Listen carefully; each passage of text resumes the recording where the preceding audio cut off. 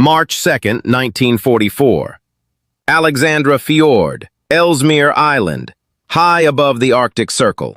Wind screams across the frozen inlet like a living creature, tearing at canvas tents and slamming fistfuls of ice crystals into faces already burned raw by cold. The night sky is a black, starless void, the kind that swallows sound, light, and hope. And somewhere inside this blinding storm, Corporal William Bill Hartley of the Canadian Arctic Rangers forces his frozen lashes apart and peers into the abyss. A faint orange glow, a seal oil lamp, flickers inside a snow cave carved earlier that afternoon. It's barely enough light to see his own hands. The temperature has dropped below -50 degrees Celsius, and the wind chill drives it even deeper. This is the kind of cold where exposed skin freezes gray in seconds, where rifles seize from crystallized oil, where breath turns to needles in your throat. Hartley taps the frost from his Lee Enfield No. 4 rifle and shifts his wool-lined mitts. 6 minutes, he mutters. Almost time. They rotate sentries every 6 minutes. Any longer, and frostbite begins eating fingers and toes. It's the only way to stay alive in storms like this. Storms the Germans at the secret station codenamed Haudegen believed would keep any Allied force far, far away. The Germans don't know Canadians live in this kind of weather. A shape emerges from the whiteout. Sergeant John Marston, leader of the 6-man Canadian team selected for this mission. His beard is rimed with frost so thick it looks like hoarfrost on driftwood. His voice comes as a hoarse whisper. Time to rotate. Inside. We've got new intel.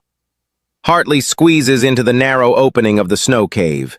Immediately, the world changes. The wind becomes a distant roar. The air is warmer, relatively speaking, and lit by 3 flickering seal oil lamps whose flame dances against walls carved from packed snow. The inside smells of wet wool, kerosene, and the faint, oily tang of seal blubber. It is heaven compared to the death outside. Inside sit the others. Lance Corporal Daniel Oakley, radio operator. Private Michel Beaulieu, Métis scout from Manitoba. Inuit guide Nukituk from Pond Inlet. The only man comfortable in this cold. Private Henry Collins, sharpshooter. All 6 look exhausted but alert. Marston kneels, brushing frost from a waxed map and leaning over it with a gloved finger. Storm's breaking by dawn, Marston says quietly, which means we move in 6 hours. Oakley picked up a German transmission, routine weather report. They don't know we're here. Hartley exchanges a look with Beaulieu. 6 hours to rest. 6 hours until they try the impossible. Nukituk, sitting cross-legged near the lamp, tightens a sealskin thong around his mukluks. He speaks without looking up. Blizzard hides you. Storm is good. His English is clipped but certain. Marston nods. Exactly. Haudegen is blind tonight. They'll assume no one moves in this weather. That's our chance. Oakley clears his throat. Sir, if visibility stays this low, how do we find the station? Nukituk finally lifts his eyes. Deep black, reflecting flame. I know the land, he says simply. Land tells me. Outside, the storm howls like a monstrous choir. Hours creep by. Men sleep in shifts, curled against each other for warmth, boots still on, rifles across their chests.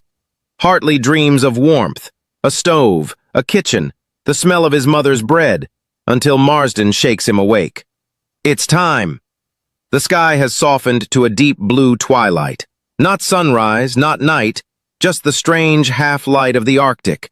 The wind has calmed to a steady, punishing blast. Snow still bites at them, but the whiteout has eased just enough to see 30 feet ahead. Equipment check. Lee Enfields wrapped in canvas to prevent ice crystals. Mark II grenades tucked inside inner pockets to keep fuses warm. Fairbairn Sykes knives strapped to thighs. Snowshoes, sealskin boots, wolfskin hoods, rope and ice axes, explosive charges for final demolition. Nukituk leads, stepping with silent precision over Sastrugi ridges. His movements are fluid, effortless, as if the Arctic itself is guiding him. The Canadians follow, each man sinking knee-deep into snow with every step. Breath comes in ragged bursts, eyebrows freeze shut. Even thoughts feel slow and brittle. Beaulieu mutters, "If the cold doesn't kill us, the march will." Hartley forces a grin. Cold's just trying to thin the ranks. The humor dies instantly as a gust sweeps over them, nearly knocking Collins off his feet. He catches himself with his rifle, panting. Another hour, then another. Finally, Nukituk raises a hand, a silent halt. The men drop to one knee. Marston crawls forward through the snow until he's beside the Inuit guide. "What do you see?" Nukituk points toward a dark shape barely visible through drifting ice fog. A structure, a shadow against the endless white. "Metal," Nukituk whispers. "Not rock, not snow." Marston wipes the frost from his lashes. And there it is, the faint outline of a German weather mast, its antenna just visible above the ridgeline. They've found it. The German station Haudegen, the Arctic outpost that fed crucial meteorological data to U-boats and Luftwaffe planners, lies somewhere below, nestled in a sheltered cove carved out by glaciers. Hartley feels adrenaline cut through the cold like a hot wire. Months of training, weeks of travel, and now they stand on the ridge overlooking one of Hitler's most important Arctic assets. Marston crouches low, voice barely above the whisper of snow. "Remember the plan. No gunfights, no noise. We take their radios, maps, code books, and break every piece of equipment that reports weather. Quiet and fast." Beaulieu smirks. "Easy for you to say." Collins elbows him. "Shut it. We're close." Nukituk leans forward, pressing a gloved hand to the snow. "Wind shift soon," he murmurs. "Storm comes back." Hartley's heart thumps. They have maybe 2 hours before another blizzard hits, maybe less. Marston straightens. "Rangers, we move." The men descend the ridge, creeping single file into the teeth of the Arctic night. Snowflakes streak horizontally across their vision. Each step is a prayer. Each breath burns like fire. Each second brings them closer to the German outpost, and whatever waits inside. The world narrows to cold, footsteps, and mission. Silence blankets the Arctic. Then, a shadow moves near the weather mast. A German watchman. Marston raises his fist. "Halt!" Hartley's pulse pounds. They are 50 yards away, exposed on open snow. The wind dies for half a second. The German turns. His lantern flickers. His eyes widen. Hartley inhales sharply. For a moment, the Arctic holds its breath. The German sentry stands frozen beneath the weather mast, his lantern trapped in a trembling hand. Snow whips around him in frantic spirals, the dim yellow light casting long, twitching shadows across the ice. His face is pale, half hidden beneath a fur-lined cap. He sees something, a shape in the storm, but the whiteout is too thick for certainty. Corporal Hartley feels his heartbeat thudding in his ears. 50 yards, no cover, no sound except the rasping wind. Everyone remains kneeling, barely visible lumps in the snow. One wrong move, one flinch, and the Germans inside the station will know they're here. Marston slowly lowers his fist. His other hand points to Nukituk. The Inuit guide nods once. Then he simply disappears. Nukituk drops flat, blends with the snow, and begins sliding forward using elbows and knees.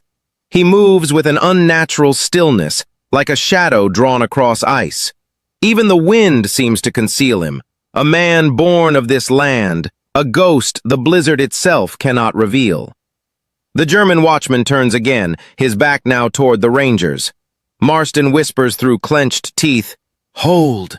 Hold!" Hartley feels frost form inside his throat. The German lifts his lantern higher. A gust of wind slams into him, and the flame flickers wildly. He curses in German, shielding the lamp with gloved hands. Nukituk rises behind him, silent, sudden, spectral. A gloved hand covers the German's mouth. Another clamps around his arm. A muffled grunt. A short struggle. Then stillness. Marston signals, "Move, now." The Canadians surge forward, low and fast, slipping past the mast and toward a cluster of dark shapes nestled against a slope. The weather station buildings. The structures appear one by one through the swirling snow.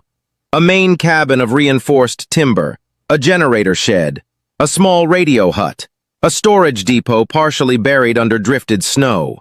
Faint light leaks from frost-bitten windows. Smoke curls weakly from a stovepipe. Somewhere inside, German meteorological staff scribble readings, confident no human would ever reach them through a storm like this. Beaulieu exhales sharply. Looks almost peaceful. Collins answers, "Feels like a trap." Marston raises a finger to his lips. "Positions." Like wolves circling prey, the Rangers fan out. Hartley and Collins approach the radio hut. Objective 1. Beaulieu and Oakley move toward the main cabin. Marston stays central, watching all angles. Nukituk drags the unconscious sentry into a snowbank and covers him with drifted powder before rejoining the team, his breathing steady as if the cold ignores him. Inside the storm, visibility narrows to 10 feet. Shapes blur. Sound distorts. Every step crunches softly under snowshoes, muffled by layers of powder. Hartley reaches the radio hut. He presses an ear to the door. Inside, he hears the soft hum of equipment, a typewriter clacking, a man coughing. He turns to Collins. "Ready?" Collins nods, knife already in hand. Shooting is the last resort. A gunshot here would echo over ice for miles. Hartley grips the door handle, feels the ice crack beneath his mitts, and counts silently. 3, 2, 1. He pushes in. The hut is cramped, lit by a single bulb powered by a rattling generator. Against the far wall sits a German radio operator wearing thick woolen socks and a sweater under his uniform.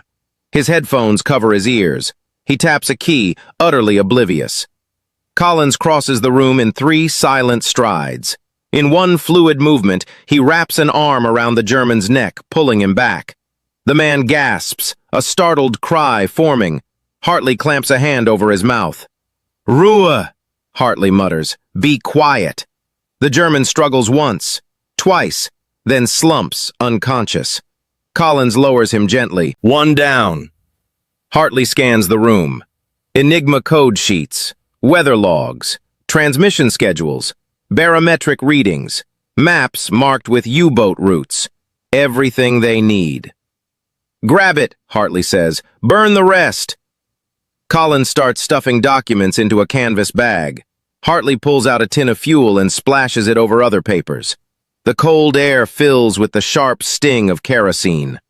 One match, shielded from the draft, drops onto the pile. A flame blossoms. The fire crackles softly, eating through sheets that once guided U-boats toward Allied convoys. Outside, the sound of crunching snow. Marston appears at the doorway, face pale under the frost. "Status?" "We've got their logs, sir, and their radio man's out." Marston nods. "Good. Main cabin next. Germans are awake." Hartley stiffens. "How many?" 4, maybe 5. Beaulieu heard movement. A sudden metallic slam splits the air. The door of the main cabin flies open. A German scientist stumbles out, clutching a lantern and shouting back inside. Another figure appears, this one armed with a KAR-98K rifle. Collins whispers, "They're on to us." Marston gestures sharply. "Positions! Ambush!" Snow whips across the scene as the Germans step into the open, blinking through the wind. Beaulieu melts behind a stack of supply crates. Nukituk kneels behind a snow ridge, silent, ready. Hartley and Collins slip to the far flank. Marston crouches in the center, hand raised. Wait. The armed German scans the ridge.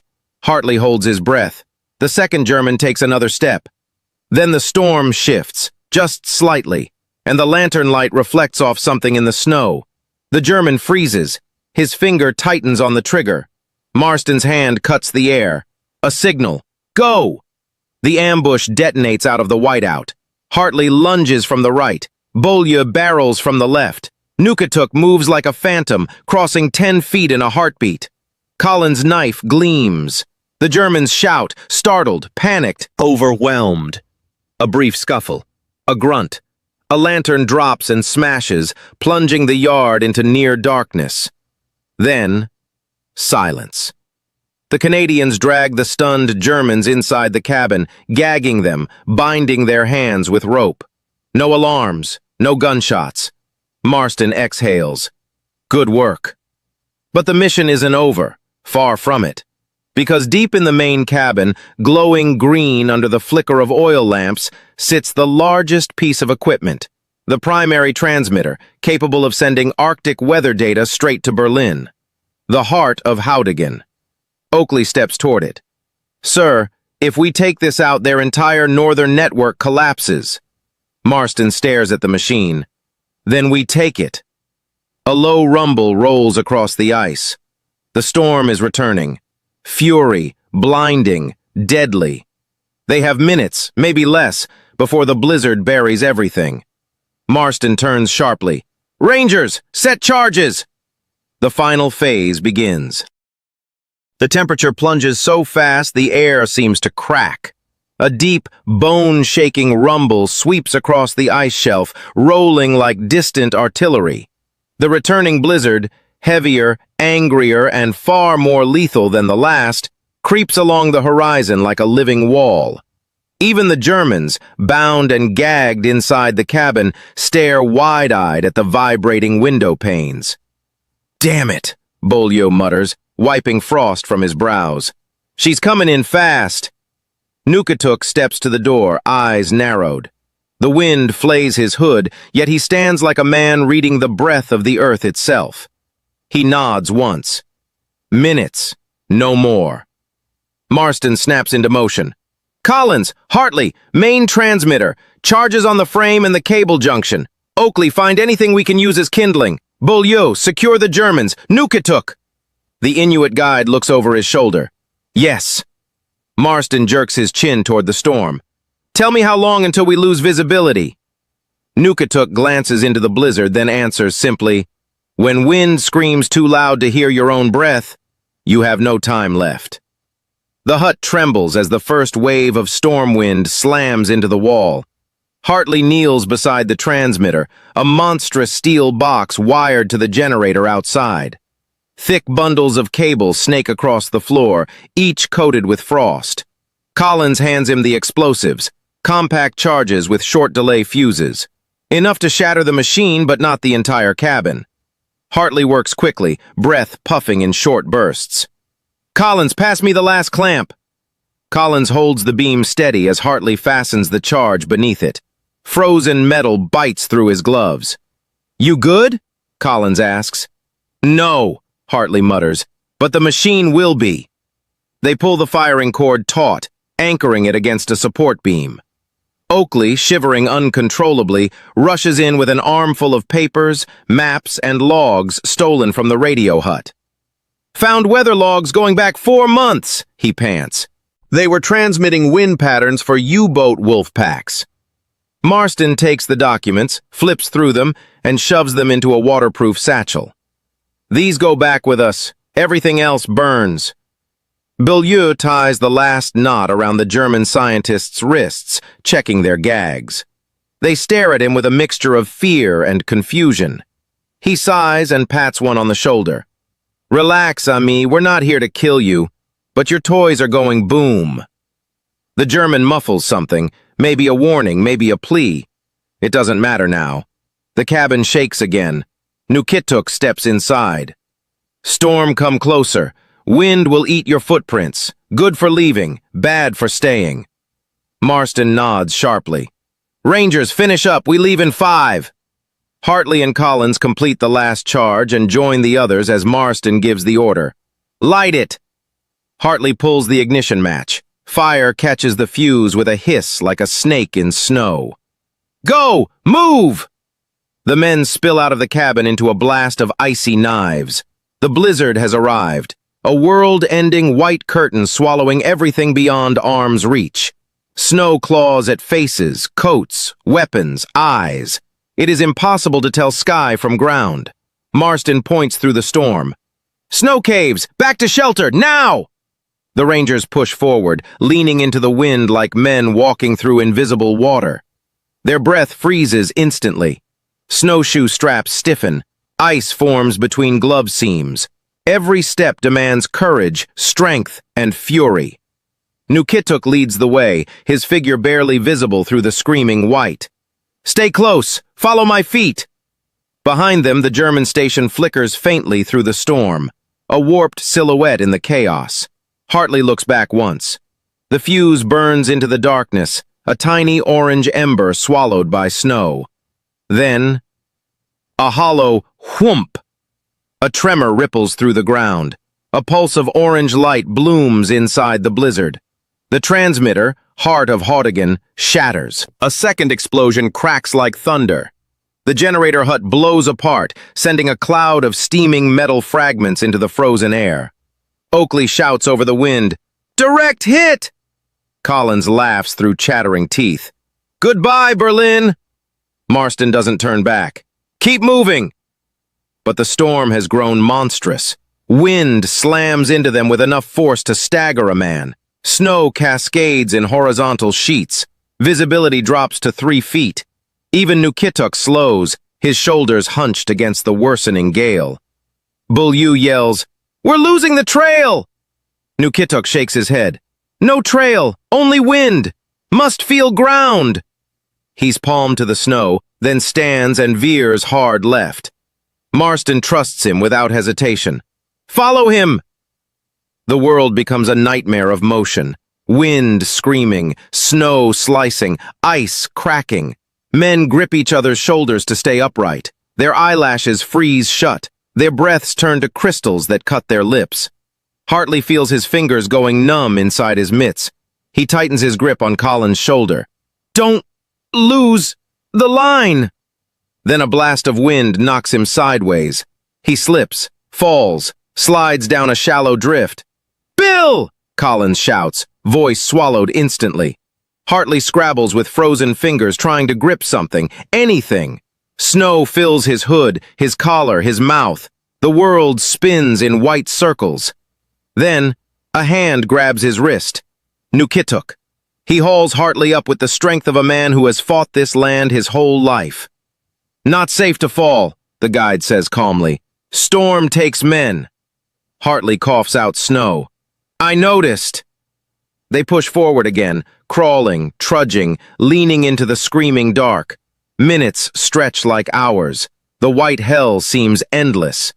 Then suddenly, Nukituk stops. "Here!" Marston nearly collides with him. "Where?" Nukituk kneels and brushes away a thick drift. Beneath it, the curved entrance of their snow cave appears, half buried, invisible in the chaos. "You passed it," the guide says. "Storm hides everything." The men collapse inside the small chamber, dragging themselves in like dying animals, breathless, freezing, exhausted, alive. Wind roars outside like the planet itself is trying to peel away the surface. Collins laughs weakly. "Holy hell, we did it!" Hartley slumps against the curved wall of packed snow, chest heaving. "Transmitter's gone! They're blind!" Marston lowers his hood, face pale but determined. "Not yet. We need proof. And we need to get home alive." Oakley wipes frost from his radio. "Sir, storm's blocking anything longer than a kilometer. We're on our own." Outside, the blizzard rages. A monster awakened, beating at the snow cave with fists of wind. Inside, 6 rangers sit in flickering seal oil light, listening to the storm trying to eat the world. The mission is only half over. The survival begins now. The storm claws at the snow cave with a fury that feels personal, as if the Arctic itself has discovered intruders on its land and intends to erase them. The walls groan softly under the pressure. Snow sifts through tiny cracks in the ceiling. The lamps flicker, shadows bending like dark spirits across the icy dome. Inside, the men huddle in a tight circle. No one speaks at first. The wind outside is too loud, too violent, too unnerving.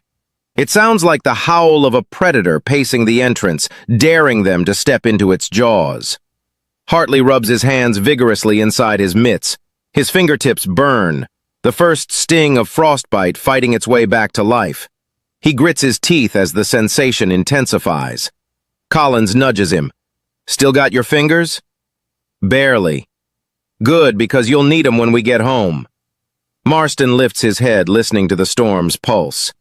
"We're pinned until this calms. No movement. Conserve heat. Conserve breath."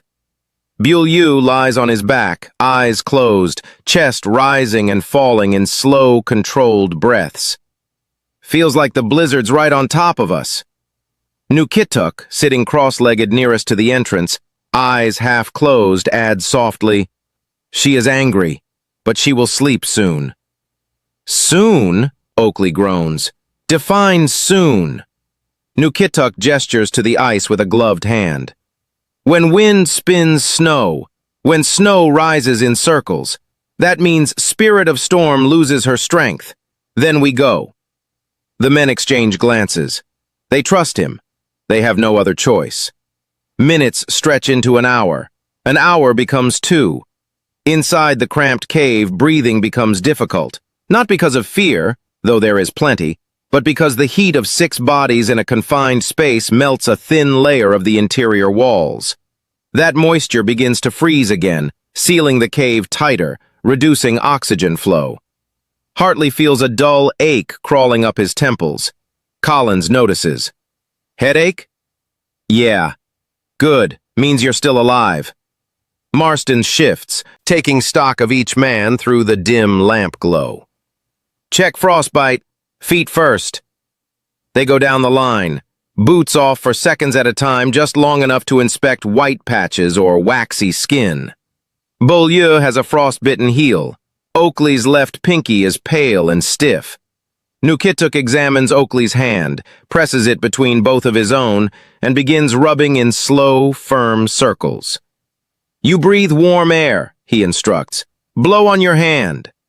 Oakley obeys. In minutes, color returns. Hartley watches in awe.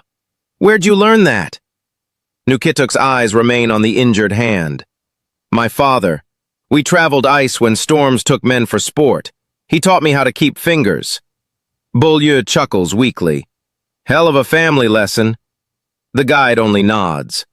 At some point, no one is sure exactly when, the wind shifts. Less screaming, more pulsing, as if the heart of the storm is slowing. Hartley notices frost patterns forming on the cave walls, swirling inward like a spiral, just as Nukituk predicted. Nukituk lifts his head. "She sleeps soon."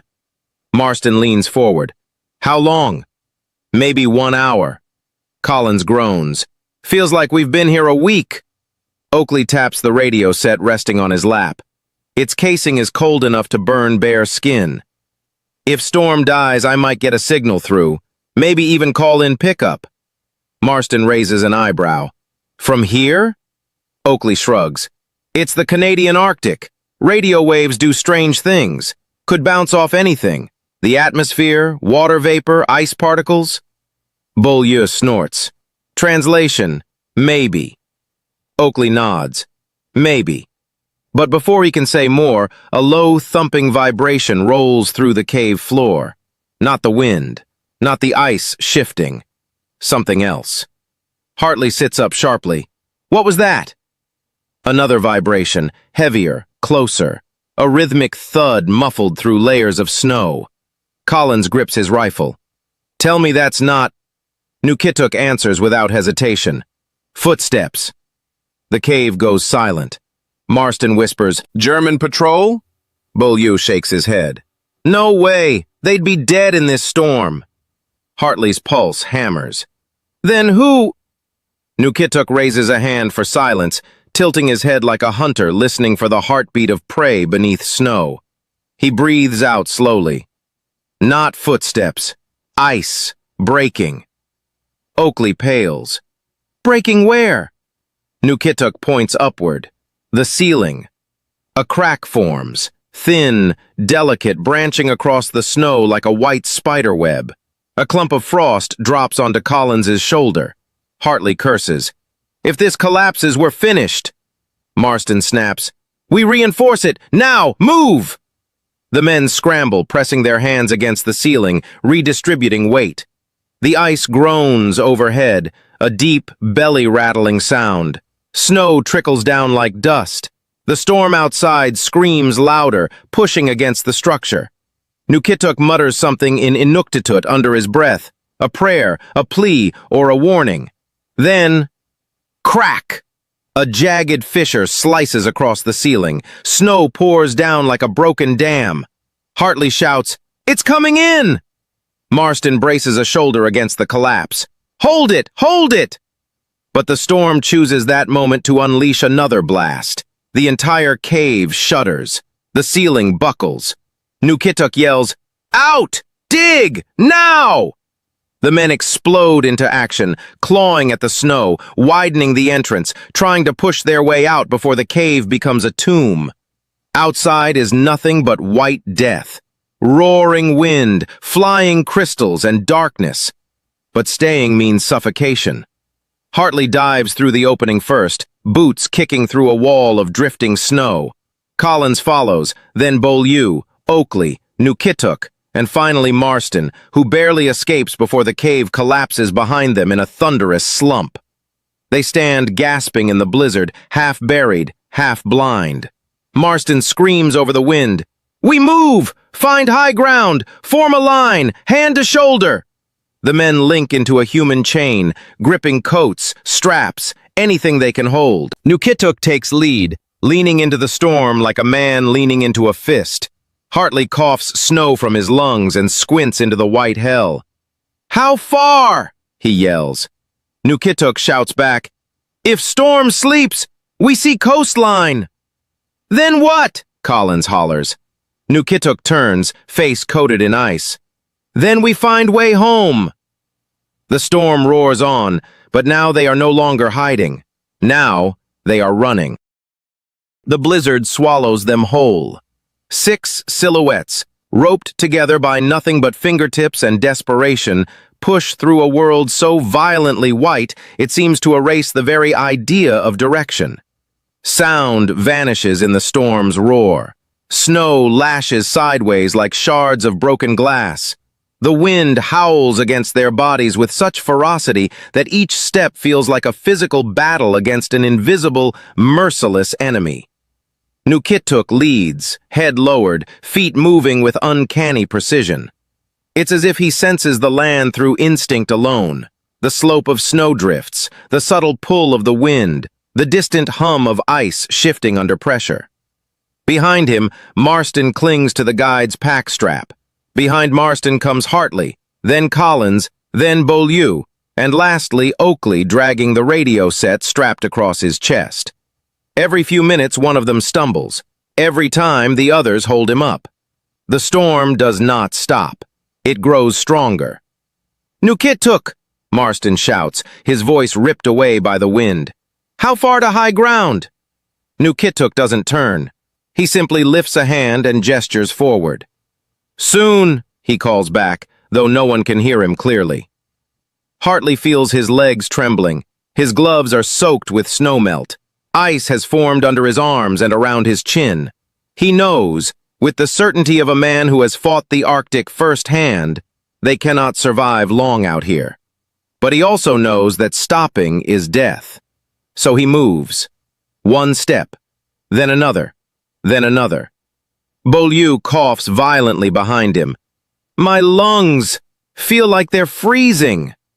Collins grips his shoulder. "They are. Keep breathing, slow, through your scarf." Oakley trips on a buried ridge and nearly collapses. Hartley twists, grabs him by the collar and hauls him upright. "Not yet," Hartley growls. "You die later, after I do." Oakley forces a weak laugh, but it comes out more like a wheeze. Suddenly Nukituk raises both hands. "Stop." The men halt instantly. The guide unclips a small flare knife from his belt and drives it into the snow. The blade sinks deeper than expected. Too deep. He signals urgently, "Danger! Thin ice!" Hartley's eyes widen. "We're on sea ice?" Marston curses. "God damn it! Veer right! Now!" The storm shrieks even louder as if mocking them. The team angles sharply, crunching through thick drift until Nukituk signals again. Solid ground beneath them. A small rise. A ridge. The wind is brutal here, strong enough to knock Beaulieu sideways. Marston catches him by the pack straps. "On your feet!" "Trying, sir." They push upward until finally they crest the ridge, a low, hard plateau of wind-scraped snow. The blizzard still rages, but the land is firmer. Nukituk raises a hand. "All stop!" The men collapse to their knees, panting, coughing, shivering violently. Hartley feels every muscle in his body screaming in pain. Frost forms on his eyebrows, his hood, even the tips of his eyelashes. He wipes it away and looks to the guide. Nukituk stares into the storm, silent and still. Marston crawls beside him. "Tell me you see something." Nukituk points, a vague, wavering shadow far ahead, a darker shape in the endless white. "The fjord," he says. Hartley squints. At first he sees nothing, then a faint line, a horizontal break where the land drops toward the sea. Oakley gasps. "If that's the fjord, we can reach the coast." Beaulieu groans. "If the wind doesn't peel our skin off first." Marston forces himself to stand. "That's our way home. Move!" The descent is worse than the climb. Snowballs roar past, carried by hurricane-force winds. Sharp ridges slice their legs through layered trousers. Hartley feels the storm punching him sideways, twisting his balance. Twice, he nearly falls. Twice, Collins yanks him back. "Don't you dare fall off this thing," Collins snarls. "I'm not dragging your frozen body." "Love you too," Hartley mutters. Nukituk leads them through switchbacks invisible to the others. Tiny cracks in the ice that only he senses, ridges carved by prevailing wind that he has known since boyhood. Finally, at the bottom of the slope, the storm thins, just barely, revealing a stretch of coastline choked with ice floes and frozen boulders. And there, half buried under snowdrift, their emergency fuel cache. Oakley stumbles toward it, tears freezing on his lashes. "We made it!" Marston kneels beside the wooden crate, scrapes snow away with numb fingers, and opens the lid. Inside, 2 sealed jerry cans, a box of flares, a compact stove, and most importantly, a signal rocket. Marston lifts it reverently. "Oakley, radio!" Oakley drops to his knees, fumbling with the frozen knobs. Static crackles, white noise, nothing but wind. He adjusts the gain. Static, static.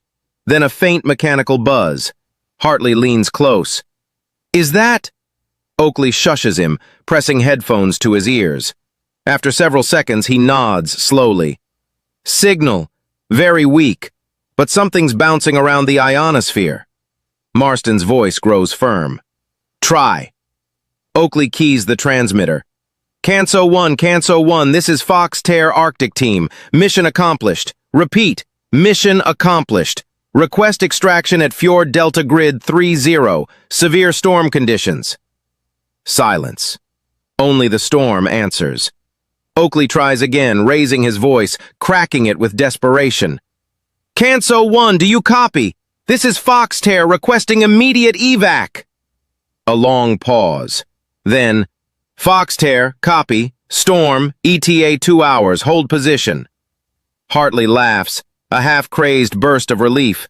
Collins slams a fist into the snow. God bless those flying lunatics. Marston allows himself one exhale of victory. Then he looks at Nukituk. The guide nods silently. "Yes, we hold." The Rangers dig into the coastline, carving a makeshift windbreak from ice slabs. They huddle close, burning the last drops of seal oil and rationing warmth like treasure.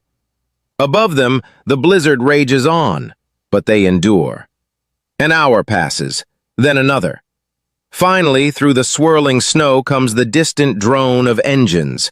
A twin-engine PBY Catalina seaplane emerges from the whiteout like a mythic creature, wings coated in frost, searchlights sweeping the frozen coastline. Beaulieu shouts, "There, there!" Hartley fires 2 flares. Red streaks cut the sky. The Catalina banks, descends, and skids onto a stretch of semi-frozen water. The side hatch opens. A rope ladder drops. Marston looks at his men, exhausted, frostbitten, nearly broken, and nods. "Home, boys." They climb aboard one by one, collapsing into the warmth of the fuselage as the crew wraps them in blankets. Hartley leans against the cabin wall, eyes closing. "We got it done," he whispers. Marston replies quietly, "Hitler's Arctic eye is blind." Outside, the Catalina lifts from the frozen sea, climbing into the storm-ravaged sky. Behind them, buried in snow and darkness, the shattered remains of Haudegen smolder under the Arctic night, silenced forever. The Rangers survived, the mission succeeded, and the Arctic kept its secrets.